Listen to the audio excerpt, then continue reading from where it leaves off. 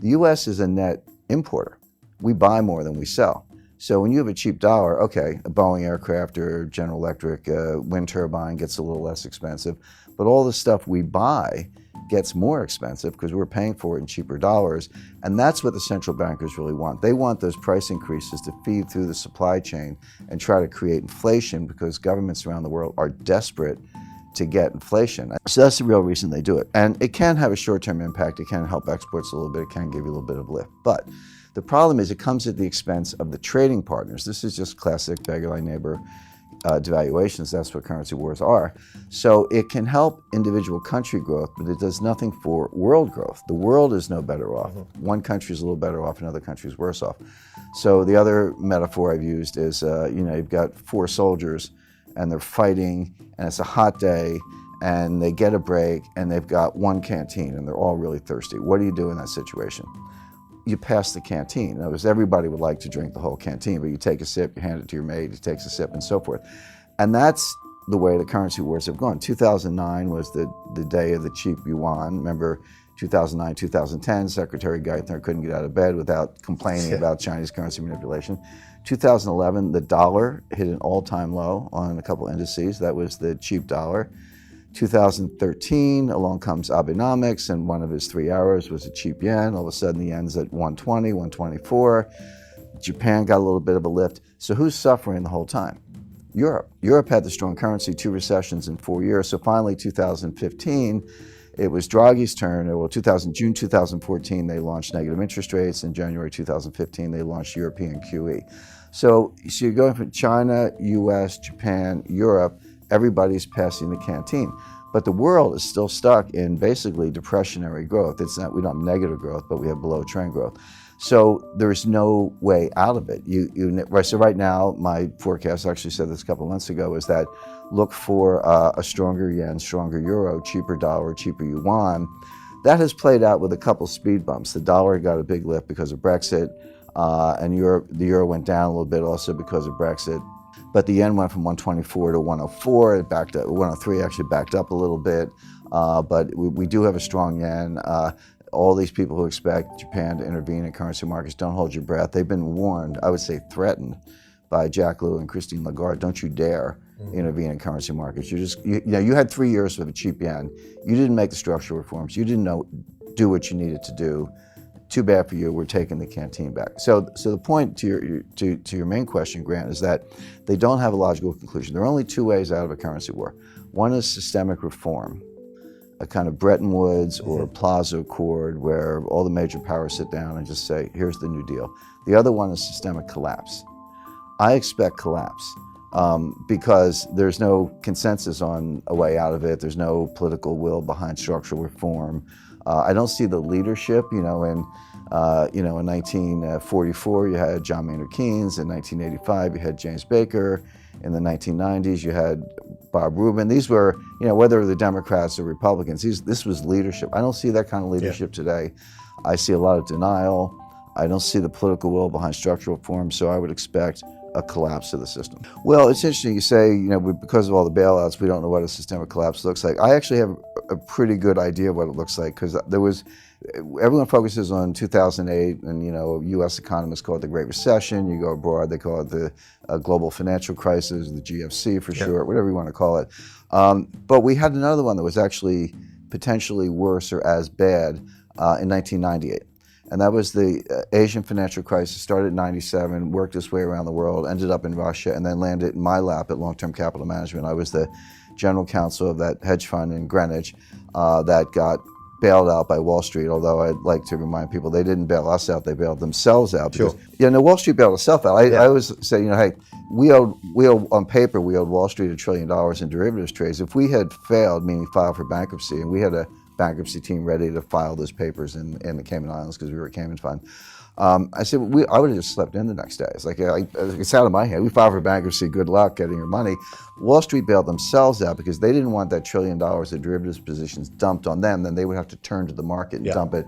We were hours away from the closure of every major market in the world. It's not an exaggeration. Greenspan testified to that. Rubin said the same thing. It would have started in Tokyo, gone through London, ended up in New York. But every stock exchange, bond market in the world would have been shut down, at least temporarily, to deal with it. That's how bad it would have been. Lehman would have failed in '98. Forget about it. They were always the weakest link in the chain. It was easy to call in 2008 because they almost failed in '98.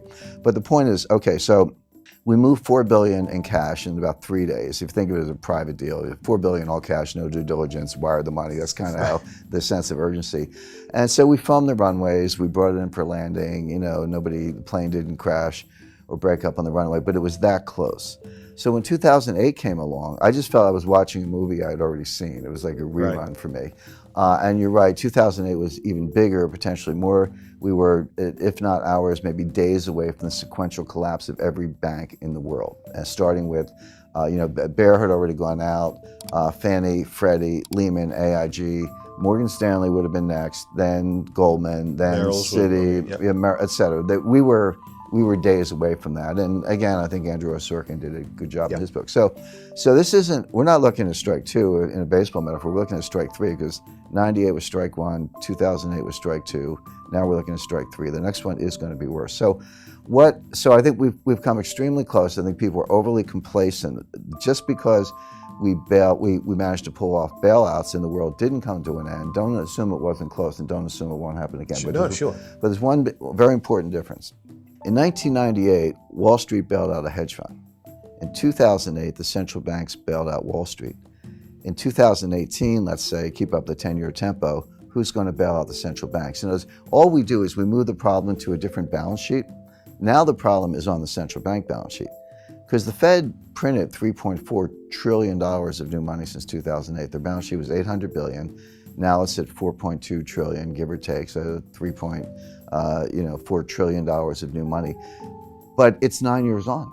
Yeah. They haven't normalized. If they had somehow got their balance sheet back to $800 billion, I'd say, okay, you guys could do that again. But you're at $4 trillion. What are you going to do when the next crisis hits, which could be soon, by the way? Go to $8 trillion, $12 trillion? Now, some people say, yeah, what's the problem? Just print more money. I have my doubts about that. But so who can bail out central banks? The answer is the IMF, because they have the only clean balance sheet left in the world. The Fed is leveraged about 113 to 1 with a duration mismatch. They look like a really bad hedge fund. And again, I've spoken to central bankers who say, well, who cares? Central banks don't need capital. A member of the Board of Governors of the Federal Reserve said that to me. She said, central banks don't need capital. I said, well, that's one point of view, but we'll see. Exactly, we'll see. But there's sort of an invisible, hard to define confidence boundary. And when you cross that confidence boundary, and every day citizens just wake up and say, you know what, I'm checking out of this system. You tell me it's all good, I don't believe you anymore. And get me some gold because I know that the gold will be around, et cetera. That's an instantaneous loss of confidence in the dollars. That's what I mean by collapse. Now, just to be clear, I don't think we'll all be living in caves, eating canned goods, lighting fires with rocks and twigs. Life will go on, but it'll be different. The dollar will maybe be like the Mexican peso in the sense of being a local currency that you get when you go to the United States, but no longer the world currency. They'll try to bail it out with SDRs, the special drawing rights. If it works, if the SDR bailout works, it's only because nobody understands it, or like maybe there were 100 people in the world who really understand. I've spoken to PhD monetary economists, like people right in the field with PhDs from Harvard who can't give you a straight explanation of what an SDR is. So if it works, it'll only be because nobody gets it. But I have a feeling that because of social media, because of, interviews like the ones you do, Grant, just because of different means of communication, that people will get it and they'll run for gold because it's money good. And so that, and then you get into coercion, shutting down banks, closing ATMs, or maybe reprogramming ATMs. Everyone can have $300 a day for gas and groceries, but no more. Recently, the SEC has changed the rules for money market funds. I meet people everywhere, and I say, well, how much money you got? Or where do you have your money in? Probably a better way to put it. And they go, I got money in stocks, money in bonds, money in real estate, and money in the money market funds. I say, no, you don't. You have stocks, bonds, and real estate. You don't have money in anything. That's not money. Oh, I can sell it and get the money. Really? Maybe not. Maybe they'll close the New York Stock Exchange. But anyway, they have new rules on money market funds where money market funds can suspend redemptions. Now that has always been true of hedge funds. I've never seen a hedge fund Right. offering document that didn't have that in there. But people think they can call Charles Schwab or Merrill Lynch or Bank of America, instruct the broker to sell the units, and the money's in the bank the next day. They're going to wake up one day and make that phone call and find out, no, we've suspended redemptions, we'll get back to you. You can't get your money. And oh, by the way, the day that will happen is the same day you want your money the most. Yeah, In other words, course. it's conditionally correlated. So you'll still have money for gas and groceries, and your kids will still go to school, and you'll still have food on the table, but you won't be able to get your money. The IMF will be flooding the zone with trillions of SDRs. The dollar will be greatly devalued relative to SDRs. It'll be like Mexican pesos, and then it'll be a very different world.